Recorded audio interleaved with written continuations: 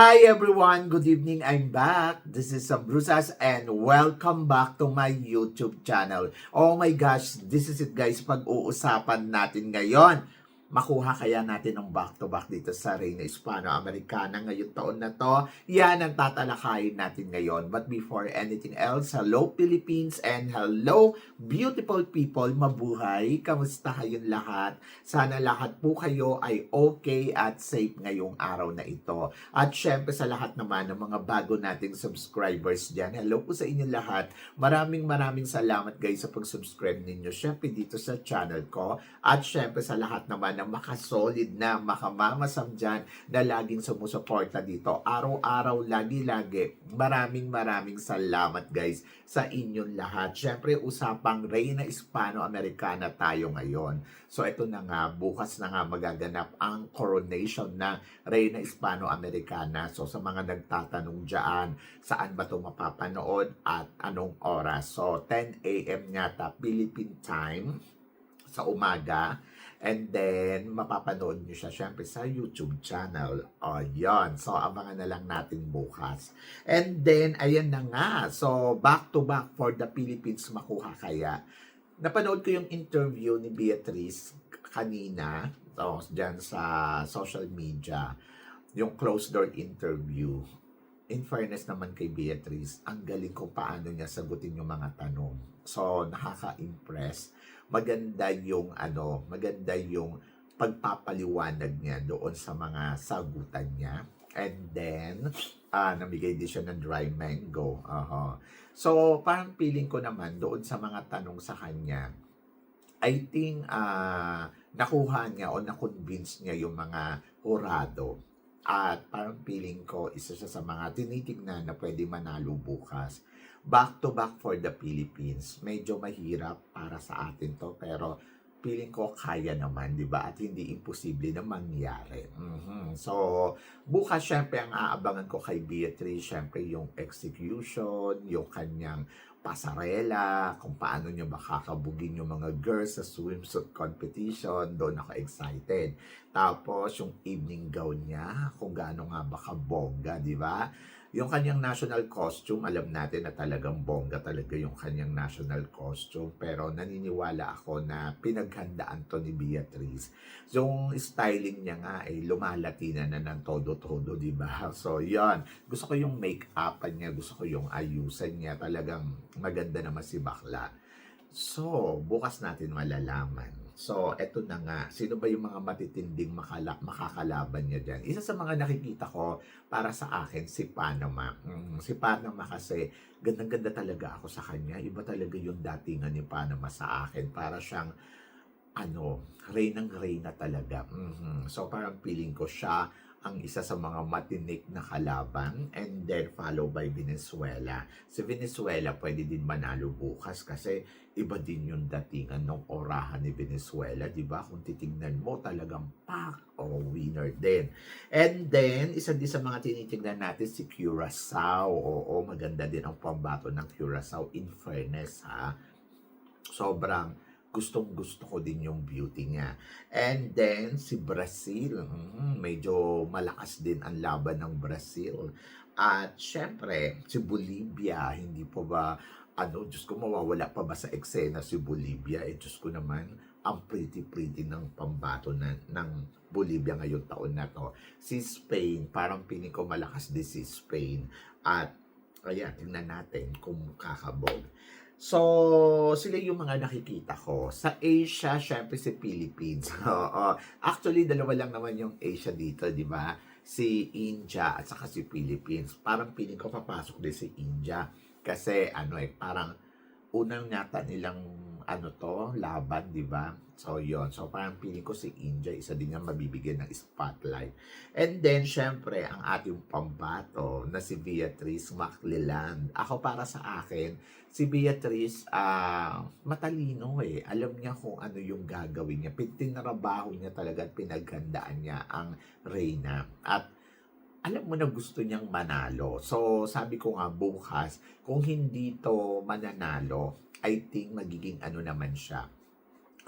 Pwedeng runners-up, oo. So, yon. But I hope na sana may uwi niya ang corona.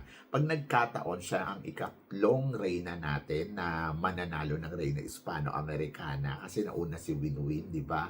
Pangalawa si Diamante and then ito na nga si McLellan pag nagkataon. So, ito din yung masasabi natin na first history ng Pilipinas na makukuha natin yung back-to-back. Kaya nga gusto ko yung sagutan niya doon na sinabi niya na gusto ko kasi ako yung maging gumawa ng history na gusto daw niya talaga na ipanalo talaga yung Reyna Hispano-Americana kasi nga for the back-to-back. So gusto ko talaga yung sagot niya doon. Napaka-sincere at alam mo yon, maganda yung motibo niya kung bakit gusto niyang manalo. And let's see.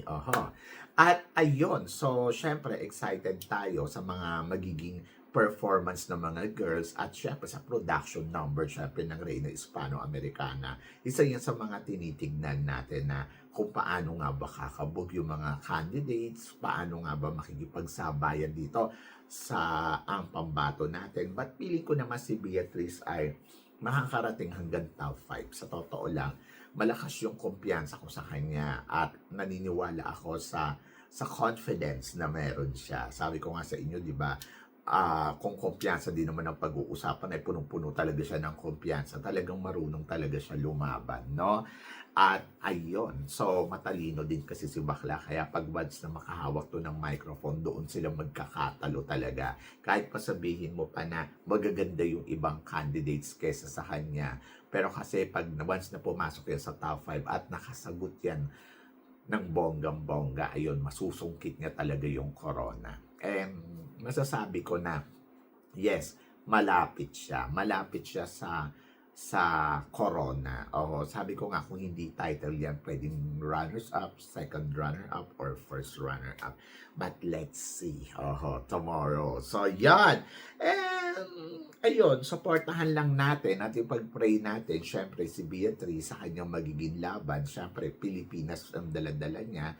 Alam ko yung iba hindi naniniwala na, ay nako, hindi mananalo yan. Pero hindi din natin alam, di ba, kung anong magiging laro bukas ng mga girls.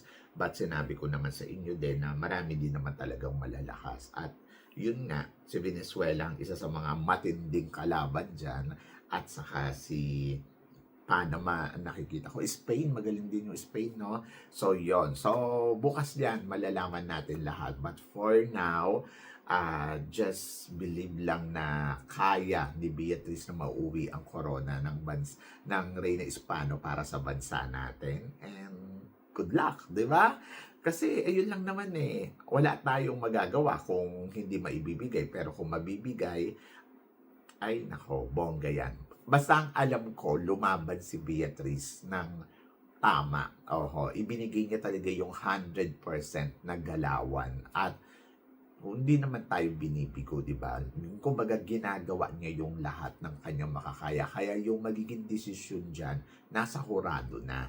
Wala na tayo doon. Tapos, ito nga daw, si Jasmine Omay, isa sa mga inimbitahan para sa mag-present ng mga awards niyata. So, malalaman natin bukas kung anong magiging rule dito ni Jasmine Omay. Iniisip ko, bakit si Jasmine Omay ang inimbitahan, di ba? So, yun. So, napapaisip ako doon na bakit si Jasmine ang iniimbitahan. Dapat nga ang inimbitahan nila dyan sila Winwin, ayun, yung mga dati ng Reyna Hispano-Americana. Siguro, iniimbitahan siya para sumali ng Reyna Hispano-Americana, charot. Hindi yon. So, magbibigay daw ng special award.